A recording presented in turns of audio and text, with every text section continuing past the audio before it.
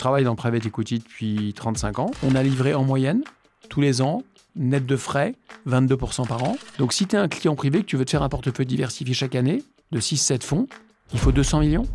En fait, la réalité, c'est pas accessible à un client privé. Parce que les gens me disent, en fait, j'ai compris ce que tu fais. En fait, tu es le Zara du private equity. Pas du tout. On est le Hermès du private equity au prix de Zara. Donc c'est une immense industrie. Et jusqu'à l'avènement d'acteurs comme nous, le client privé n'y avait pratiquement pas accès.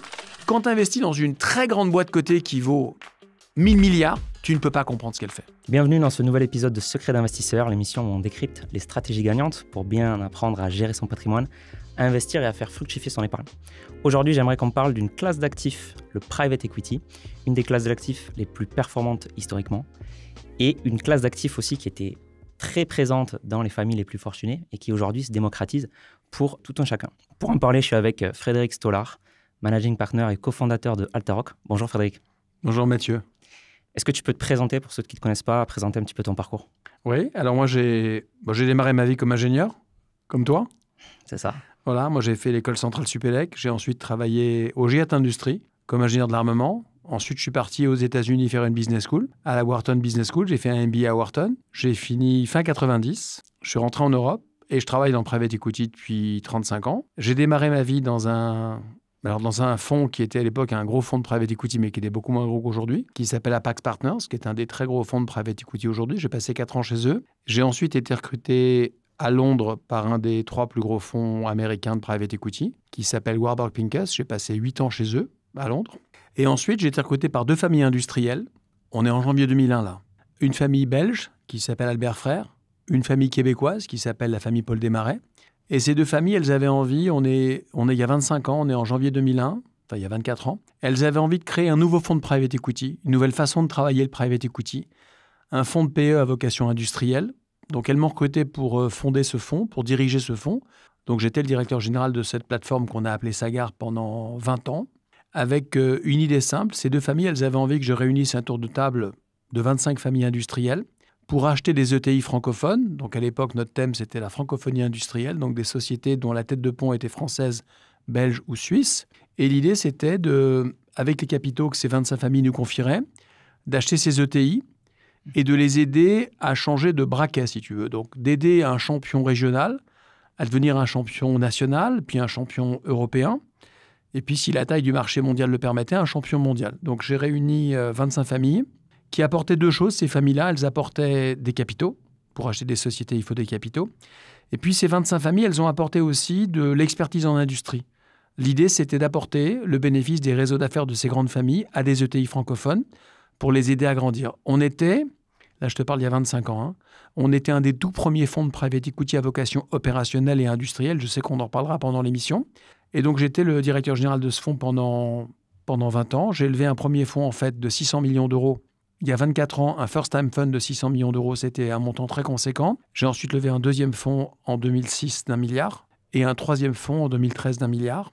Avec 25 familles de premier plan, des familles de grande qualité, ça va te parler. Dassault, qui nous ont apporté une grosse compétence dans l'aéro. Famille Peugeot, qui nous ont apporté une grosse compétence dans l'auto. Famille Bouygues dans la construction, Mérieux dans la santé, Arnaud dans le luxe, Muelier dans la distribution. Donc 25 familles qui avaient envie de nous aider à faire grandir des ETI francophones. Voilà.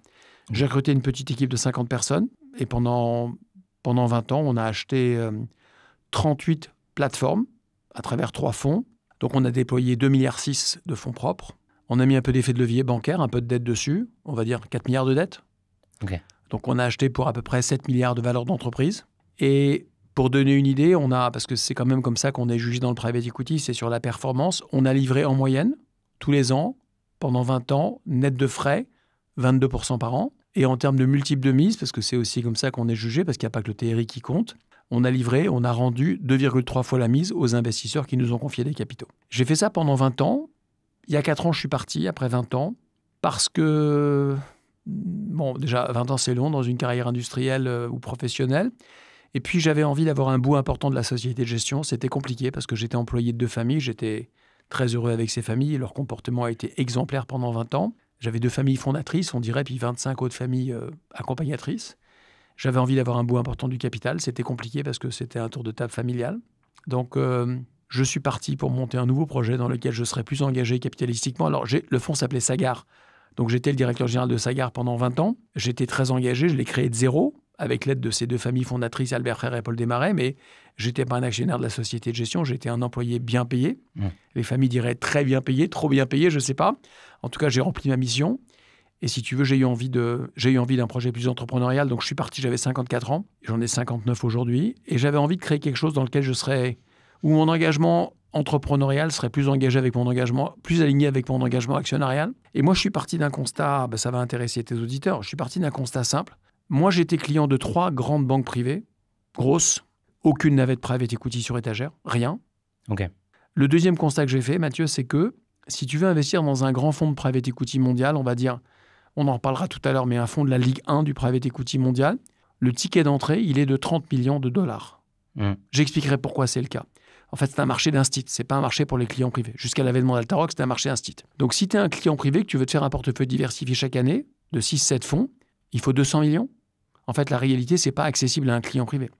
Donc, en fait, je me suis dit, c'est très simple. Le client privé qui veut investir en private equity, il peut pas. Il y a 4 ans, alors, je n'ai pas créé la catégorie. Il y avait des petites offres à droite à gauche, mais c'était pas très bien servi. Donc, je me suis dit, en fait, il faut créer une nouvelle société de gestion qui va fabriquer tous les ans des portefeuilles clés en main, on en parlera. Mon idée, c'était de créer un best-of mondial du private equity dans un portefeuille.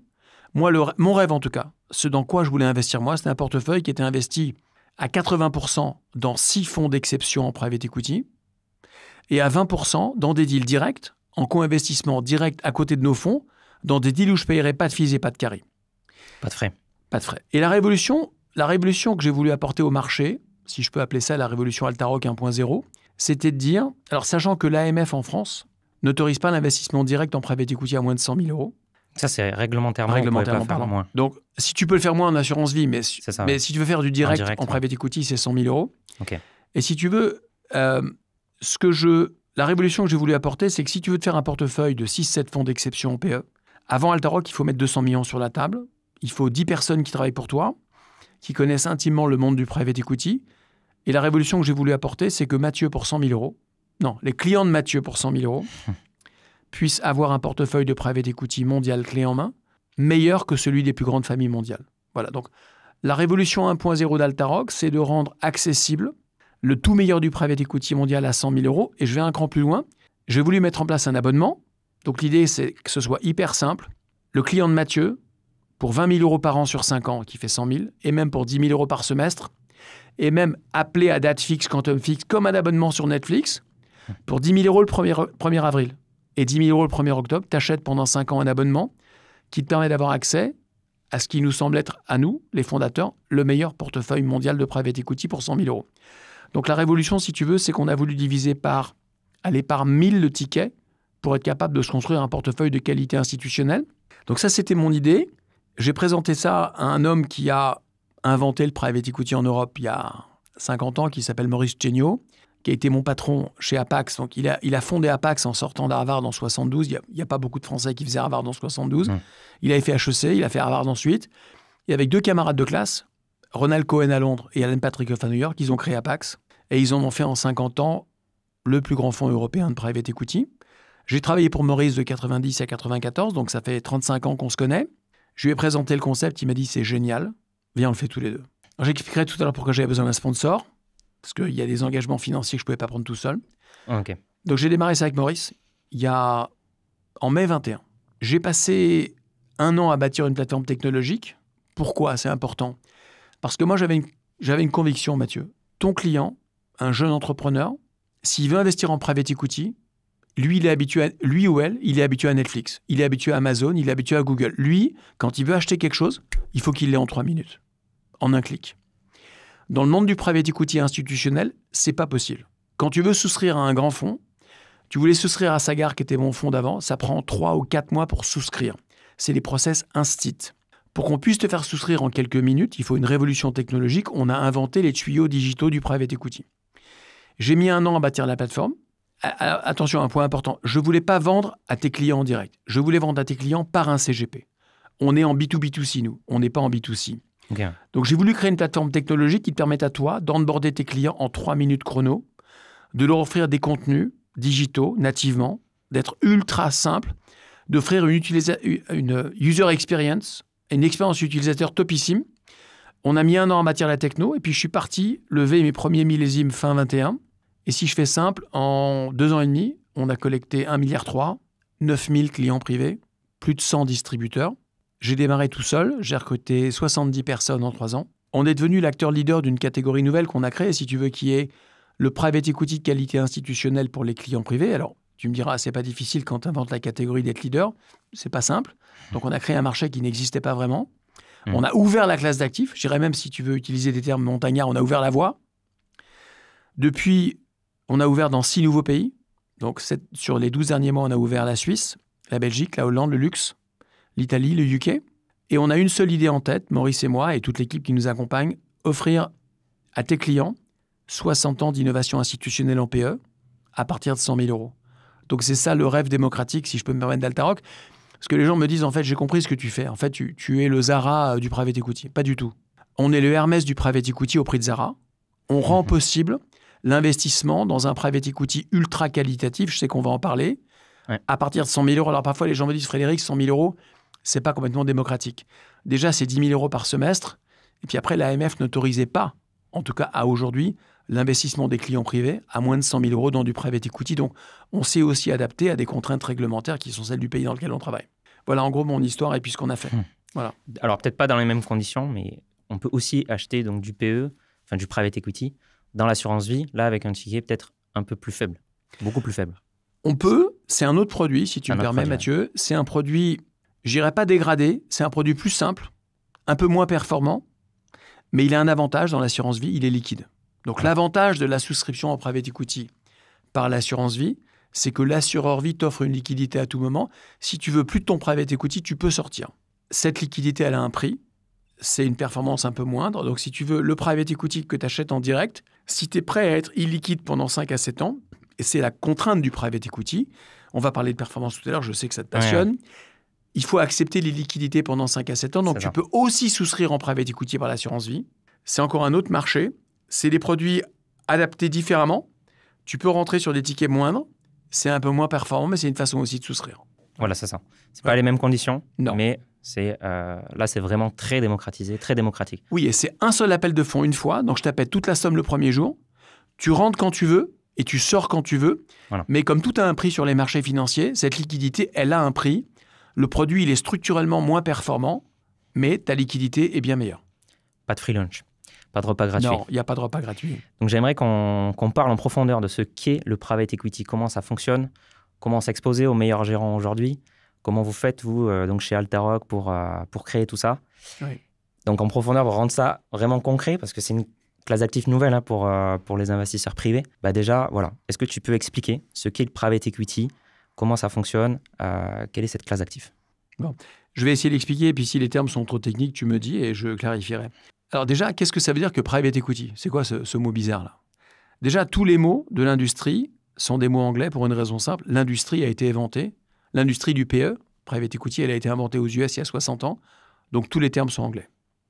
Et qu'est-ce que ça veut dire private equity? Ça veut dire ça s'oppose à public equity. Public equity, c'est le capital. Public equity, c'est le capital détenu en main publique. Donc, c'est le capital coté. Private equity, c'est le capital qui est détenu en main privée. Donc, c'est l'investissement au capital de société non coté. Equity, donc action. Public equity, c'est les actions en bourse. Private, c'est tout ce qui n'est pas coté en bourse. Exactement. Donc, tu vas me dire, donc ta boîte, c'est du private equity? Tout à fait. C'est du private equity. Maintenant, le gros de l'industrie du private equity, c'est quoi? C'est pas le business de ton frère, de ton cousin ou de ta sœur. C'est quoi? C'est des institutionnels, caisses de retraite, fonds de pension, assureurs vie pour leurs fonds propres, banques universelles pour leurs fonds propres, qui confient des capitaux à des gérants de private equity qui les encapsulent dans des fonds. Ces fonds, ils ont 5 ans pour investir, 5 ans pour faire mûrir et désinvestir. Et pendant 10 ans, ils achètent des sociétés, majoritaires ou minoritaires, on en reparlera parce qu'il y a différentes verticales dans le private equity, avec 2 idées en tête. Le gérant, il a 2 idées en tête, aider la société dans laquelle il investit à se développer et ultimement revendre sa participation au bout de 5 ou 7 ans en moyenne, en faisant idéalement 2 à 3 fois sa mise. Et à quoi ça sert cette plus-value? Aux US, essentiellement à financer les retraites des Américains.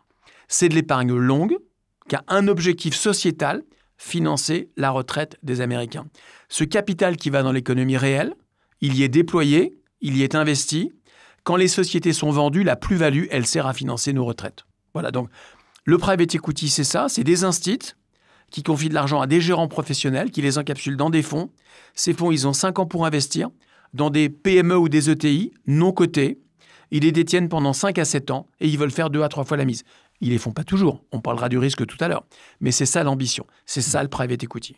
Alors, juste pour que les gens ne confondent pas, j'essaye d'être didactique. Il y a ce qu'on appelle les marchés privés, les private assets.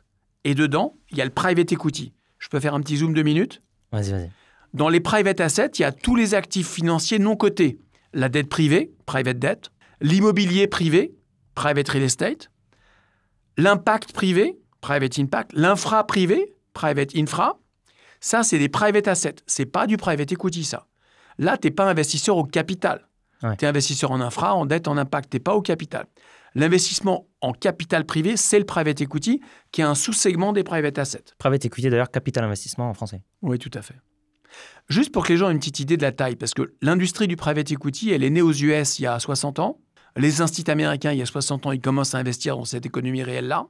Elle est née en Europe il y a 40 ans et elle est née en Asie il y a 20 ans. Juste pour donner une petite idée de la taille à tes auditeurs. La somme des capitaux confiés aujourd'hui, les capitaux sous gestion à des gérants professionnels de private equity, 6 000 milliards de dollars. 6 trillions de dollars. On parle d'une industrie énorme. Les institutionnels dans le monde, chaque année, injectent du new money dans le private equity à hauteur à peu près de 600 milliards de dollars. Les capitaux sous gestion augmentent de 10% par an tous les ans depuis 20 ans. Donc c'est une immense industrie. Et jusqu'à l'avènement d'acteurs comme nous, le client privé n'y avait pratiquement pas accès, à l'exception, si tu veux, Mathieu, de quelques familles milliardaires qui sont en fait des instituts et qui se bâtissaient leur propre portefeuille. Mais ton client privé, jusqu'à l'avènement d'acteurs comme nous, il ne pouvait pas rentrer, souviens-toi, parce que le ticket unitaire dans les grands fonds n'est pas destiné pour eux. Plusieurs millions. Plusieurs dizaines de millions. Est-ce que tu peux expliquer aussi les différents segments du private equity, venture, growth capital, LBO, Ouais. etc. Alors, si tu te souviens, donc, on dit que le private equity, c'est l'investissement au capital de sociétés non cotées. Si on fait simple, il y a différents marchés là-dedans et ça dépend de la maturité de la société sous-jacente. Donc, tu crées ta société, tu as un concept, tu veux créer un nouveau CGP digital, tu vas aller voir un fonds de venture capital. Et tu lui dis, j'ai un nouveau concept, j'ai une nouvelle idée, j'ai un nouveau service, financez-moi, mettez-moi 1, 2, 3, 4, 5 millions, je vous vends 20 ou 30% de ma boîte, aidez-moi à la développer. Alors ça a plein de noms, ça dépend de l'état de maturité de ton projet. Friends and Family, Business Angel, Seed, Venture, Early Stage Venture. Donc là, le fonds de private equity est minot à tes côtés et il t'aide à financer un projet. C'est là où on retrouve les startups. Les startups. On est dans le monde de la startup. C'est ça. Tous les fonds sont convaincus qu'ils vont financer que des Amazon, que des Nvidia, que des Airbnb, que des Google. Ce qui est important de comprendre, ça c'est un marché avec beaucoup de risques. Tu as un taux de casse d'à peu près 50% dans un portefeuille de venture. Un fonds de venture, sur 10 ans, il va investir dans 100 à 150 sociétés pour une raison simple. La moitié font faillite sous 5 ans. C'est pas qu'elles font faillite, Mathieu. Il n'y a pas de concept, en fait. Le concept ne marche pas. Le business model n'est pas bon. Exactement. Donc, si tu veux, la moitié des boîtes vont fermer. 30% des investissements vont être vendus at cost au bout de 10 ans. Donc, on est break-even. Non. Ah. Non. Au bout de 10 ans, le fonds a investi 100, il a perdu 50, il a récupéré 30, et la question, c'est les 20% des boîtes qui restent. Est-ce que c'est des Amazon ou pas? OK. Est-ce que sur le stock restant, il fera 2 fois la mise, 10 fois la mise ou 100 fois la mise? Tu le sauras à peu près en année 18. Parce que la vérité, c'est qu'une très belle boîte, elle met 15 à 18 ans à mûrir. Donc, si tu veux, c'est un profil de risque long, forte volatilité, une vraie dimension statistique qui, à mon avis, à notre avis chez Altaroc, ne correspond pas à un profil de retour-rendement, retour-risque adapté à une clientèle privée. Alors, il y a des gens à qui ça plaît. Si tu veux beaucoup d'adrénaline, il y en a. Mais d'un point de vue patrimonial, ça a du sens quand tu es un grand institut, quand tu as un très grand portefeuille statistique, que tu as 30 ans devant toi, il n'y a aucun problème, c'est fantastique. Nous, on pense que pour des clients privés, ce n'est pas adapté. Donc, on n'est pas investisseur dedans. Quand ta société, elle grandit, on va dire qu'elle fait 30-40 millions de chiffre d'affaires, qu'elle est en hypercroissance, elle continue à avoir besoin de capitaux si tu es un CEO ambitieux pour se développer.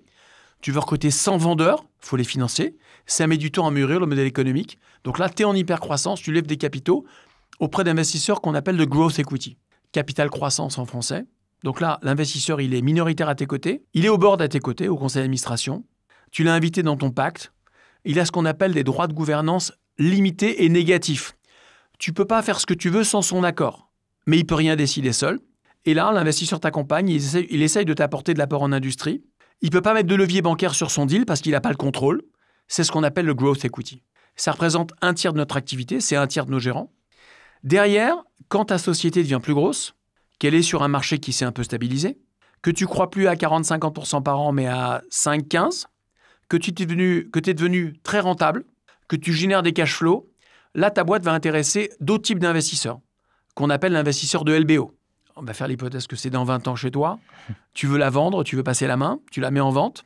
Ça va intéresser des fonds de private equity qui vont essayer de la racheter avec le management que tu auras mis en place à l'époque, qui sera un manager. En général, le LBO, il ne parle plus aux fondateurs. Il parle à des managers professionnels qui ont succédé aux fondateurs. La boîte, c'est une étape je dirais. C'est l'étape d'après de son développement. Okay. Le fonds de private equity, là, il intervient dans 4 configs. Un industriel vend une activité non stratégique. Donc, si on regarde en ce moment la une des journaux, donc Opella est vendu par Sanofi. Sanofi vend le fabricant mondial de Doliprane. Opella, il n'y a pas d'industriel que ça intéresse parce que c'est une activité qui rapporte de l'argent mais qui n'est pas stratégique. Ce n'est pas un médicament phare, si tu veux. Ça n'intéresse que des fonds de private equity. CDNR, PAI, etc. C'est vendu à des fonds de private equity qui mettent du levier sur l'acquisition. Deuxième config, une famille vend un business. Parce que là où la patriarche ne veut plus s'en occuper. Ça va intéresser les fonds de private equity. Une société cotée en bourse, où elle est mal valorisée, où la bourse est plus adaptée à son profil, va intéresser les fonds de private equity qui vont faire une OPA, amicale ou hostile avec le management, pour la sortir de la cote et la développer mieux dans les mains privées. Ou un fonds de private equity veut revendre une participation qui n'intéresse pas d'acquéreur industriel. D'autres fonds de private equity vont s'y intéresser en secondaire, en tertiaire, en quaternaire. Donc, tu veux, c'est ça les 4 configs du LBO. Là, le fonds de private equity met de la dette. Il est majoritaire. Donc, ce n'est pas le même sport. Le LBO et le growth, ce n'est pas le même sport. Le fonds de LBO est majoritaire. Ça veut dire quoi? Il peut choisir le management, changer le management. Il peut décider de la stratégie avec le management qu'il aura mis en place. Et surtout, Mathieu, très important, c'est lui qui choisit du moment de sortie. Alors qu'en growth, il subit le moment de sortie. Donc, c'est un investissement qui n'a rien à voir. Ouais, il n'a pas la main. Le fonds de LBO, il a la main. Le fonds de growth, il n'a pas la main. D'accord? Okay. Donc, on est dans une gouvernance positive. En buyout, en LBO, le fonds fait ce qu'il veut. Difficile sans l'accord du management, mais le fonds fait ce qu'il veut. En growth, le management ne peut rien faire sans l'accord du fonds. Ce n'est pas la même histoire. Et puis, tu as une autre verticale, la 4e. Donc, tu as le venture, le growth, le buyout et le turnaround. Donc, le turnaround en français, capital restructuration, capital retournement, c'est quoi? C'est des fonds de private equity qui décident d'acheter avec des managers professionnels des sociétés qui ont eu des heures de gloire et qui sont en difficulté, avec une idée en tête, la redresser pour la revendre un jour. Donc, typiquement, ils vont racheter à la barre du tribunal ou à des actionnaires en difficulté des sociétés. La mise de départ, elle est petite, Mathieu. Mais le fonds, il va mettre de l'argent dans les usines, dans les CAPEX, dans le BFR, dans les équipes, dans le rayonnement industriel et géographique pour remettre la société d'équerre. Alors, c'est un sport compliqué. C'est un sport qui nécessite beaucoup d'engagement des partenaires du fonds à côté des managers. C'est quasiment le pilote et le copilote, si tu veux. Donc, c'est un sport qui nécessite un engagement physique et qui prend beaucoup de monde passante aux partenaires du fonds. Et typiquement, un fonds de redressement, il va avoir 10 lignes dans son fonds. 5 vont faire faillite sous 3 ans. Tu n'arriveras pas à les redresser. 2-3 seront vendus au prix de revient. Et 2 seront vendus avec une plus-value extraordinaire. On n'est pas dans ce marché-là parce que c'est un couple rendement-risque en termes de vol. Qui ressemble au venture du début. Oui, qui ressemble au venture. Donc, c'est très intéressant pour des gens qui ont la capacité de digérer cette vol, si tu veux. Ouais. Voilà. Donc, nous, Altaroc, on n'investit pas dans ce type de gérant-là. On investit... Pour tes auditeurs comprennent, un fonds de venture, il y a 100 à 150 lignes dedans. Un fonds de venture, c'est un produit statistique. Dans un fonds de growth, il y a 30 à 50 participations. Dans un fonds de LBO, il y en a 10 à 30. Et dans un fonds de turnaround, il y en a 8 à 15. Ce n'est pas les mêmes répartitions risque-volatilité, si tu veux. Donc nous, 2/3 de nos investissements, c'est du LBO. 1/3 de nos investissements, c'est du growth. Mais comme ça, tes auditeurs comprennent les 4 verticales du private equity. Voilà. Exactement. Très clair. Est-ce que tu peux donner des exemples concrets d'un fonds qui arrive en LBO sur une boîte et comment il va l'accompagner? Est-ce que c'est au niveau du management? Est-ce qu'il va réduire les charges, les coûts? Qu'est-ce qu'il peut faire, par exemple? Alors, il y a beaucoup de je ne vais pas utiliser d'anglicisme, de misconceptions. Il y a beaucoup de méconnaissance du private equity. Ouais. Quand j'ai démarré il y a 35 ans, le private equity était un sport d'ingénierie financière. Il n'y avait pas beaucoup de concurrents. Tu achetais une société, pas très cher parce qu'en fait, il n'y avait pas beaucoup de compétition. Tu t'endettais, donc tu mettais de l'effet de levier pour l'acheter. Elle se développait un petit peu, elle remboursait ses cash flows, tu la revendais 3-4 ans après ou 5 ans après. Et par la pure ingénierie financière du remboursement de l'effet de levier, comme quand tu achètes un appartement, tu crées du rendement. Ce monde-là n'existe plus, Mathieu. Le monde du private equity a attiré beaucoup d'intérêt. Le monde du private equity est un monde ultra compétitif. Donc aujourd'hui, un fonds de private equity ne peut pas générer de performance s'il n'aide pas le management de la société qui l'accompagne à améliorer sa perf. Donc si tu veux, aujourd'hui, un fonds de private equity, sa raison d'être, évidemment c'est livrer de la perf, mais sa raison d'être, c'est d'apporter un écosystème performant aux sportifs de haut niveau que sont les équipes de management qui pilotent ces boîtes. Donc le fonds de private equity, il doit accompagner l'équipe de management. Comment il l'accompagne? De plein de façons différentes. Il connaît le secteur de la société. Il a accompagné des sociétés similaires dans son écosystème. Il a tout un écosystème d'experts qui va mettre à contribution, qui vont venir au conseil d'administration siéger pour aider les managements. Il va accompagner le management à diligenter son secteur, à améliorer sa performance opérationnelle. Beaucoup de très bons fonds de private equity ont deux équipes. Une équipe de dealmaker qui fait les investissements et une équipe ops qui va aller camper chez les boîtes de portefeuille pour aider les managers. Ok.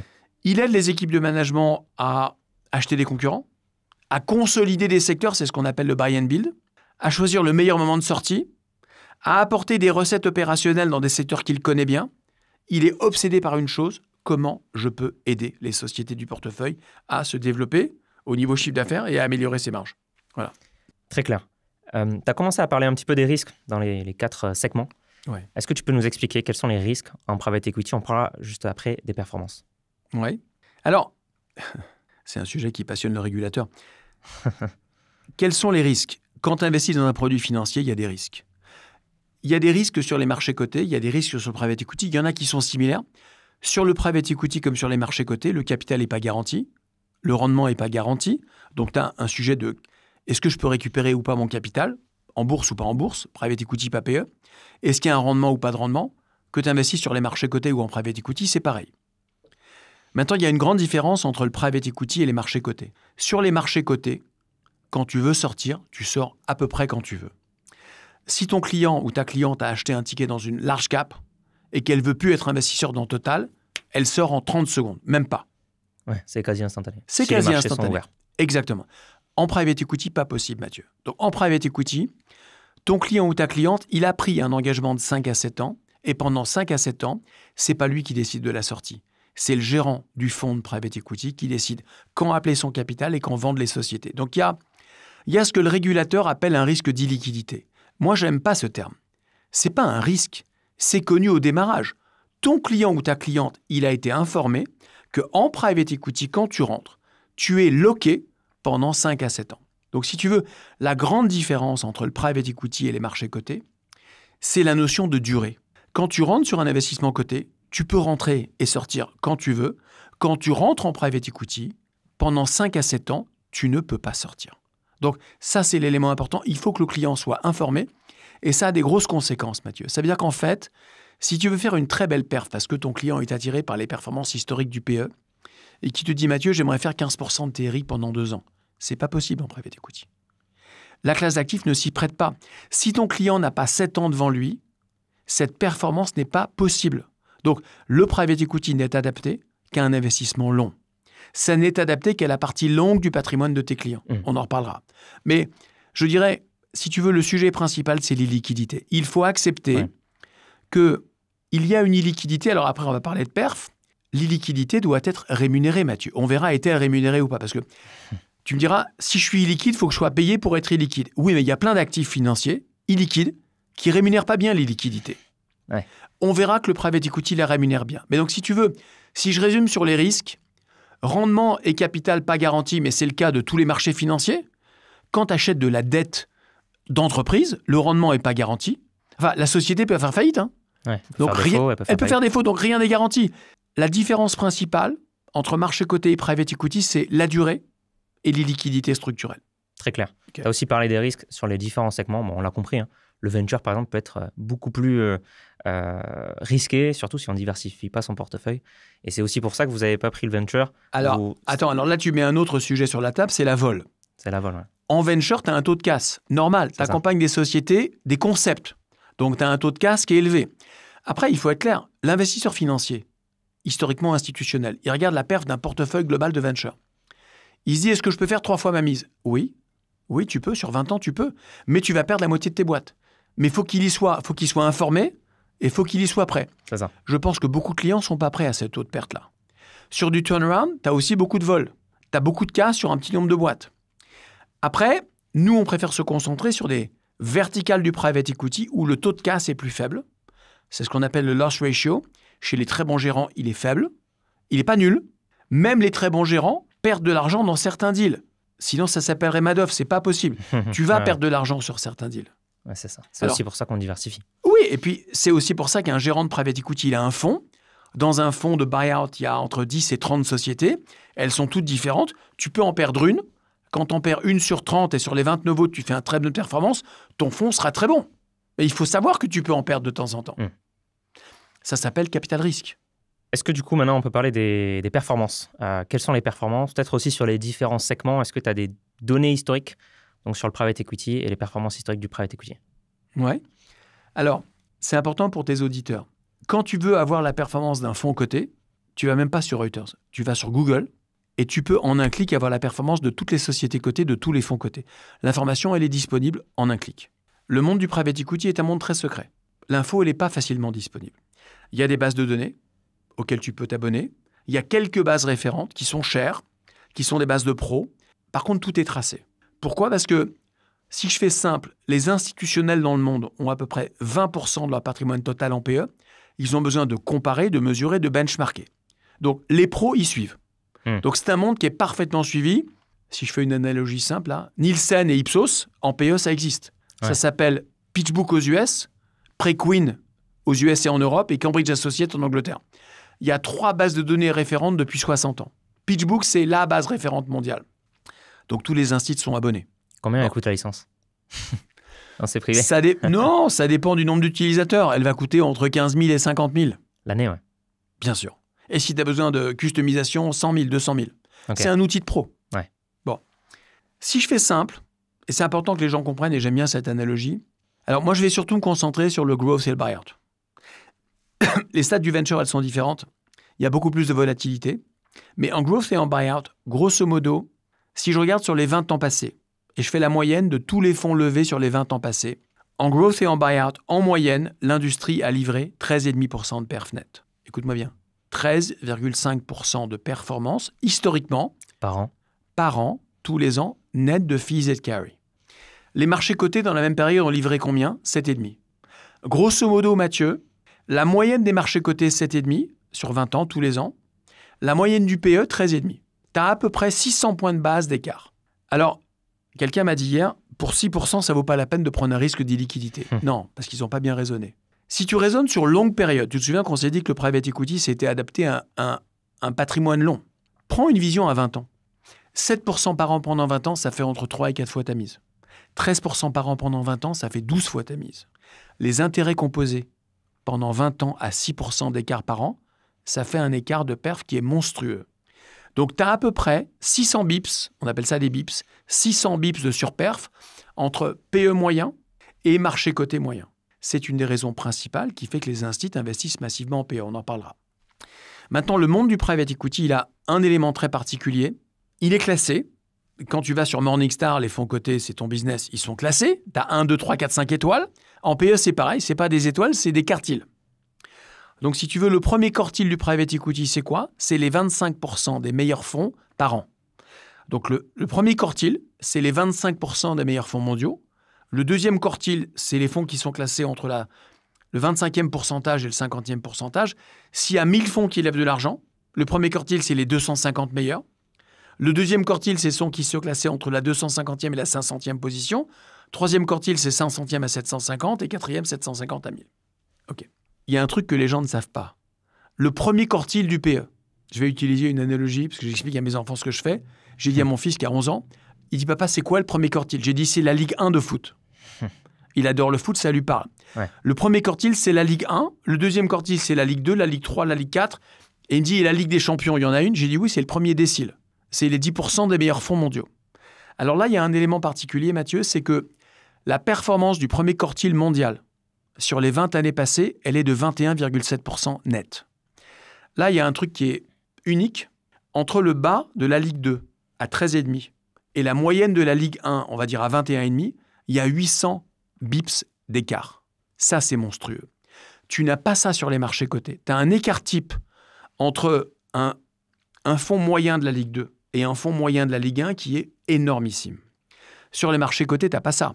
Un bon fonds coté, si tant est qu'un bon fonds coté batte les index, qui est encore un autre sujet qui t'intéresse, un bon fonds coté, il va battre les index de 100 bips par an. Allez, un fonds qui bat les index de 200 bips par an pendant 3 ans, c'est un fonds star. Il est 5 étoiles Morningstar. En PE, un fonds de la Ligue 1, il bat la Ligue 2 de 800 bips par an tous les ans pendant 20 ans. 800 bips, 8%, juste pour... 8%. Je peux poursuivre mon analogie tout à l'heure ? Oui, vas-y. 13% par an pendant 20 ans, ça fait 12 fois la mise à peu près. 22% par an pendant 20 ans, ça fait 53 fois la mise. Donc là, ça veut dire que le Graal en private equity, c'est d'essayer d'investir chez des fonds qui ont été historiquement Ligue 1, premier quartile, et dont tu as la conviction qu'ils vont le rester. Parce qu'après, il y a un autre sujet fascinant. Ouais. Est-ce que tu as été Ligue 1 ? Est-ce que tu vas le rester ? Ouais, c'est ce que j'avais demandé. Oui, mais si tu veux... En bourse, il y a aussi beaucoup de volatilité. Tu en as aussi en PE. La Ligue 1 passe très souvent en Ligue 2, Ligue 3. Je sais, mais si tu veux, ce qui est intéressant, c'est que tu me parles on a parlé de risque au début de la conversation, tu me parles de perf. Un bon fonds de private equity, un fonds de la Ligue 1, il a livré en moyenne 22% par an, net de frais, tous les ans, pendant 20 ans. D'abord, il a complètement battu à plat de couture la moyenne du PE. Je te rappelle que les marchés cotés ont fait 7 quand le premier quartile a fait 22. Tu as 15% d'écart, 1500 bips. Donc, est-ce que ça vaut la peine d'accepter une certaine forme d'illiquidité ? Je pense que oui. Pas sur tout ton patrimoine, parce que tes clients ont besoin, sur une certaine partie de leur patrimoine, d'être liquides. Mais sur la partie longue, est-ce que ça vaut la peine d'aller chercher le premier quartile ? Absolument. Du coup, est-ce que tu as analysé sur les 20 dernières années, il y a 20 ans, est-ce que ceux qui étaient dans la Ligue 1 sont toujours encore dans la Ligue 1 aujourd'hui ? Quelle est ta conviction ? Est-ce que tu es sûr que la Ligue 1 que tu choisis aujourd'hui sera toujours la Ligue 1 demain ? Là, tu poses une question fondamentale, Mathieu. C'est le cœur de notre métier chez Altaroc. D'abord, c'est d'essayer de rentrer dans des fonds de la Ligue 1 et surtout d'essayer de rentrer dans des fonds de la Ligue 1 dont on a, nous, la conviction qu'ils vont le rester. Ouais. 25% des gérants premier quartile restent premier quartile sur 3 millésimes de suite. Okay. Donc, tout notre travail, c'est d'essayer, au-delà de l'analyse statistique, qui est une analyse quanti, qui consiste à voir, parce qu'on a toutes les datas, deal by deal, secteur by secteur, partner par partner, est-ce que la perf est premier quartile ? Ça, c'est une analyse statistique historique. Ça ne te dit pas si le fonds va être très bon demain. Ça te dit s'il a été très bon hier. Après, il y a une autre info. Un fonds qui était très mauvais hier, il ne sera pas très bon demain. Ça n'arrive pas, ça. Par contre, des fonds qui ont été topissimes hier, ce n'est pas du tout certain, Mathieu, qu'ils soient très bons demain. Donc, tout le travail qu'on fait, on est 5 dans l'équipe d'investissement, c'est d'aller camper chez les gérants premier quartile qu'on a choisis pour essayer de se faire une conviction. Est-ce que nous, on pense que ceux qui ont été premier quartile le resteront demain ? Et ça, c'est un jugement. Tu ne vas pas aimer ce que je veux dire. C'est des heures de vol, des milliers de vol. Ça fait 50 ans que Maurice fait ça. Ça fait 35 ans que je fais ça. Ça fait 25 ans que Louis fait ça. Ça fait 13 ans que Dimitri fait ça. Ça fait 26 ans qu'Éric fait ça. On est très expérimentés. On va camper chez ces fonds. On ouvre, on soulève toutes les pierres. On rencontre les 15 partenaires clés. Et on essaie de se faire une conviction. Est-ce que ce gérant, et ce n'est pas mathématique là, il n'y a pas de garantie. Est-ce qu'à notre avis, ce gérant peut répéter ses succès d'hier ? Et déjà pour ça, il faut comprendre ses recettes, ses ressorts, ses équipes, sa stratégie, se faire une conviction. Est-ce que ces ressorts, cette équipe, cette stratégie, ce playbook est pertinent dans l'écosystème de demain ? Parce que tu peux avoir eu des stratégies fabuleuses hier qui ne marcheront plus demain. Ouais. Ça, c'est notre alchimie. Est-ce que tu peux décrire quels sont les avantages pour toi du private equity ? Donc là, on a parlé de la performance. Ouais. Performance passée ne préjuge pas des performances futures, important de le rappeler aussi. Bien sûr. Mais quels sont les autres avantages d'investir en private equity ? Je vois directement la décorrélation aussi avec les marchés financiers si on est déjà exposé aux marchés cotés. Est-ce que tu vois d'autres avantages pour quelqu'un qui n'a pas investi en private equity et qui pourrait avoir le patrimoine pour ? Oui. Donc, on met de côté la perf, à part la perf. On en a discuté. Okay. 2 avantages. La moindre volatilité, c'est ce que tu appelles toi la décorrélation. Alors, décorrélation et moindre volatilité, c'est presque 2 sujets distincts, Mathieu. Le private equity, il est beaucoup moins volatile que les marchés cotés, en tout cas historiquement. Quand tu regardes sur les 20 années passées, le plus mauvais millésime de private equity, moyen mondial. Je n'ai pas dit le plus mauvais fonds. La moyenne du PE, elle est très suivie. Le plus mauvais millésime sur les 20 ans passés, c'est 2005. En moyenne, le millésime de 2005 a livré 8,5% de performance nette positive. Le plus mauvais millésime coté sur les 20 ans passés, il a fait moins 50. Je te rappelle qu'en 2001, le CAC s'effondre. La bulle Internet fait que le CAC explose. C'est aussi le moment où les tours du 11 septembre implosent. Tu as une crise géopolitique avec une crise technologique. Le CAC fait moins 50, le Nasdaq fait moins 50. En 2008, Lehman s'effondre. L'euro est sur le point d'imploser. Le CAC fait moins 50, le Nasdaq fait moins 50, le MSCI fait moins 50, le Dow Jones fait moins 50. Tu n'as pas cette volatilité sur les marchés de private equity. Donc tu as deux avantages distincts, moins de vol et une vraie décorrélation. Donc pour ton client ou ta cliente qui a un portefeuille coté, avoir une poche de non-coté, au-delà d'une surperf que ça apporte aussi une moindre volatilité. Le portefeuille, il bouge moins. Certaines personnes qui ne connaissent pas le PE me disent « c'est normal, c'est pas coté ». Rien à voir. Les grands fonds de private equity, ils publient des valos trimestriels, certifiés, audités. Ça ne bouge pas pour plein d'autres raisons. Donc c'est moins volatile et c'est décorrélé. Ça, c'est deux avantages, si tu me permets, financiers, à côté de la perf. Et il y en a un autre, c'est accompagner l'économie réelle. C'est comprendre et toucher du doigt les sociétés que tu accompagnes. Et c'est ça la mission d'Altaroc aussi, c'est de raconter à tes auditeurs où va le capital que tes clients nous ont confié. Donc nous, ce qu'on fait, on fait un exercice difficile. On publie 250 vidéos par an de patrons de boîtes dans lesquels nos fonds ont investi pour que tes clients puissent comprendre où va leurs capitaux. Quand tu investis dans une très grande boîte cotée qui vaut 1000 milliards, tu ne peux pas comprendre ce qu'elle fait. Tu comprends directionnellement. Dans des ETI qui font 100 millions, 200 millions, on t'explique ce qu'elles font. Donc tu peux toucher du doigt l'économie réelle et tu peux participer à créer de l'emploi, créer des champions, digitaliser des industries. C'est ça qui intéresse les gens aussi, c'est, je dirais presque, si tu me permets Mathieu, c'est tout le storytelling qui va à côté de cette économie réelle. C'est qu'en fait, les très bons fonds de private equity accompagnent des boîtes du quotidien dont tu comprends ce qu'elles font. Et notre job chez Altaroc, c'est pas uniquement de donner à tes clients l'accès à un portefeuille de grande qualité. Ça, c'est un prérequis. C'est de raconter tous les jours comment et où ce capital est déployé. Comment nous, on le déploie, comment nos gérants le déploient et comment les patrons d'ETI l'investissent et le déploient. Donc, ça va te faire rire. On a créé une chaîne de télé qu'on appelle Altaroc TV et on a une obsession, raconter à tes clients comment le capital de tes clients va chez nos gérants et où est-ce que le capital va. Et ça, si tu veux, pour moi, c'est l'aspect fascinant du private equity. Je fais ça depuis 35 ans, j'étais au bord d'un paquet de boîtes, pas mal d'entrées à succès. Moi, ce qui m'a fasciné, c'est accompagner les entrepreneurs. Et bien là, on explique à tes clients comment leur capital sert à faire une différence dans l'économie réelle. Ok. Ça te parle? Ça me parle. Mais du coup... Il y a un dernier point. Vas-y. Fondamental. Il y a un enjeu sociétal à ce qu'on fait, si je peux me permettre. Ok. Le cœur de la performance des retraites américaines, c'est le private equity. Le cœur de la performance des fonds de pension américains, c'est le PE. Donc, aujourd'hui, la brique de base Altaroc, elle va servir à financer les retraites de tes auditeurs. Je n'ai pas le temps d'expliquer tout et comment, et tu leur expliqueras toi. Cette brique de base de private equity, si tu fais de l'engagement multimillésimé, elle va servir à préparer ta retraite. Et donc, ce qu'on a voulu aussi faire chez Altaroc, c'est rendre accessible la construction d'un mini-fonds de pension personnel à partir de briques de base millésimées. Ça, c'est une révolution. C'est de dire que, je suis désolé, dans un système de retraite par répartition qui ne marche plus, on a un rôle sociétal, c'est de rendre accessible à chacun d'entre nous son mini-fonds de pension. Et donc, c'est aussi un autre intérêt, c'est quand je te montrerai ou quand tu montreras à ton client comment utiliser les briques millésimées de private equity pour se bâtir un patrimoine ou une retraite, ça sert sociétalement à, c'est pas politiquement correct ce que je vais dire, remplacer un système de retraite par répartition qui est cassé. Donc, ça a beaucoup d'objectifs ce qu'on fait. Ouais. Voilà. Tu parles de briques millésimées. Ouais. J'imagine que une bonne pratique en private equity, c'est de diversifier les millésimes. Tu as parlé tout à l'heure du plus mauvais millésime 2005, c'est ça, tu me disais? Oui. Donc, l'idée, c'est peut-être, si on veut investir en private equity, c'est d'investir une année, mais aussi l'année suivante, l'année d'après, pour diversifier en termes de millésimes. Quels sont les bons conseils, les bonnes recommandations pour bien investir en private equity? Alors, c'est très important ce que tu dis. Nous, quand on fait un millésime Altaroc, dans ce millésime-là, peut-être si ça t'intéresse, je te raconterai comment on choisit nos gérants, mais dans ce millésime-là... On va en parler après, ouais. OK.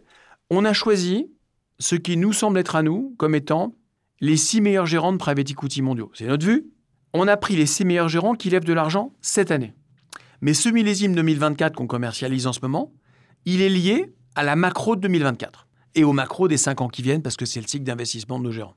Est-ce que 2024 est la meilleure année pour investir en private equity? Tu vas certainement me le demander. Je ne sais pas, Mathieu. C'est ça. Je ne sais pas.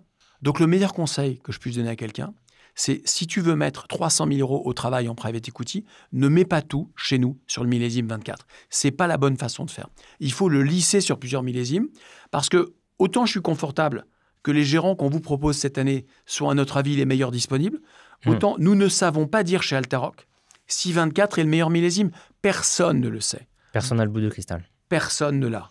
Et il n'y a aucun instit au monde qui se dit « j'ai l'intime conviction que 24 est meilleur que 25 ou 23 ».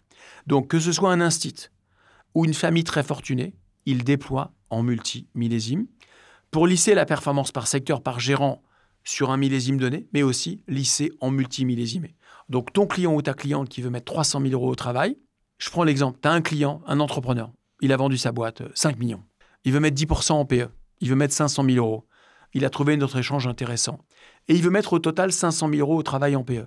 Il ne doit pas mettre 500 000 euros sur le millésime 24. C'est pas que je ne vous recommande pas de le faire. S'il veut lisser son risque et minimiser son risque de millésime, il doit le mettre sur plusieurs millésimes. Oui, très clair. Voilà. Par contre, ce qui est important, Mathieu, c'est que dans nos usines, si je fais une analogie avec Netflix parce que j'aime bien, il y a une saison chaque année. Il y a une saison Altaroc tous les ans. Dans nos usines, il y a un millésime qui sort tous les ans, avec différents fonds tous les ans, différents gérants tous les ans. Donc, tous les ans, je te fais un nouveau millésime. Donc, ça, c'est un petit tour de force, si tu veux. C'est-à-dire que tous les ans, on a un nouveau produit qui sort des usines, une nouvelle saison, un nouveau menu. Mon associé Maurice Tino dit, il y a un nouveau menu dégustation chaque année. Oui, donc tes clients, ton client qui voulait mettre 500 000 euros au travail, il doit lisser sur plusieurs millésimes parce qu'il aura le bénéfice. Alors, il y a une chose qu'on n'a pas dite. Dans un millésime Altaroc, il y a 6 gérants. Il y a à peu près 300 sociétés sous-jacentes. Quand tu fais du multimillésime, tu auras 3000 sociétés sous-jacentes. Donc, si tu veux diversifier ton portefeuille efficacement, il faut impérativement être multimillésimé. Plusieurs millésimes. C'est dur à dire. Plusieurs millésimes. Plusieurs millésimes, donc pour diversifier dans le temps. Et puis, dans chaque millésime, plusieurs gérants. Tout à fait. Est-ce que tu peux nous expliquer, à part du coup le fait que vous les sélectionnez parmi le premier quartile, quels sont vos critères pour sélectionner vos gérants à l'intérieur de chaque millésime? Alors, on ne les sélectionne pas premier quartile en tant que tel parce que ça, ce n'est pas un critère. Je vais te donner un peu nos critères de sélection. OK. Et je vais dire autre chose. On est très transparent. Alors, un point très important. L'industrie du private equity est une industrie secrète, Mathieu. Secrète parce qu'elle est confidentielle. Et puis, comme elle ne s'adressait pas au retail historiquement, elle racontait très peu ce qu'elle faisait. Nous, on a décidé de tout ouvrir. Donc, non seulement je te raconte à toi, mais on écrit tout ce qu'on fait.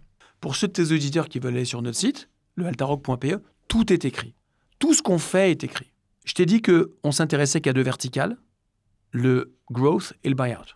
Donc déjà, on ne fait pas de dette, on ne fait pas d'IMO, on ne fait pas d'impact, on ne fait pas d'infra, on ne fait pas de cash, on ne fait pas de mezz, on ne fait pas de venture, on ne fait pas de turnaround. Donc déjà, on se concentre sur growth et buyout. Au sein du growth et du buyout, on a des critères quali et des critères quanti pour le choix des gérants. D'abord, des critères quanti sur nos bases de données. On veut des gérants qui ont 20 ans d'histoire. Au moins. Au moins. Critère number one. Pourquoi? Parce que le private equity, c'est pas un métier que financier, c'est aussi un métier d'expérience. Il faut des milliers d'heures de vol, il faut des centaines de deals réalisés. Et si je veux, j'aime bien l'analogie avec le vin, ça ne s'appelle pas millésime par hasard. Les grands Bordeaux, ils sont français parce que ça fait des centaines d'années qu'on le fait. Sur des terres qu'on travaille depuis des centaines d'années avec des recettes ancestrales, avec des tonneaux qui ont des recettes ancestrales. Et les Chinois, ils font peut-être un jour du bon Bordeaux, mais aujourd'hui, il est pourri. Pas parce qu'ils ne sont pas intelligents, parce qu'ils démarrent. Voilà. Donc, on veut des firmes qui font ça depuis au moins 20 ans, qui ont mis en place des process, une gouvernance et une culture qui s'améliorent chaque année et qui ont développé ce qu'on appelle, nous, un playbook industriel. On veut aussi 20 ans parce qu'on veut le playbook, excuse-moi. Des recettes. Des recettes, OK. Des recettes industrielles. Le private equity devient un métier industriel. C'est plus un métier d'artisan, c'est un métier industriel. Où le fonds va accompagner industriellement les boîtes sous-jacentes. Plus que ça. Plus que ça. Le fonds va poser une stratégie claire. Le fonds va sourcer des deals de façon industrielle. Le fonds va transformer, il va avoir des comités de sélection et d'investissement professionnels avec des recettes, des templates, des méthodos. Il va s'accompagner d'experts dans ses diligences ultra expérimentés. 15 experts. Du deal financier, du deal fiscal, du deal juridique, du deal technologique, du deal RGPD, du deal cybersécurité, du deal sociétal, du deal social. Tout. OK. Ensuite, il va apporter de la méthodo pour transformer ces boîtes, accompagner les équipes de management, pour les suivre, pour les valoriser, pour choisir de la sortie.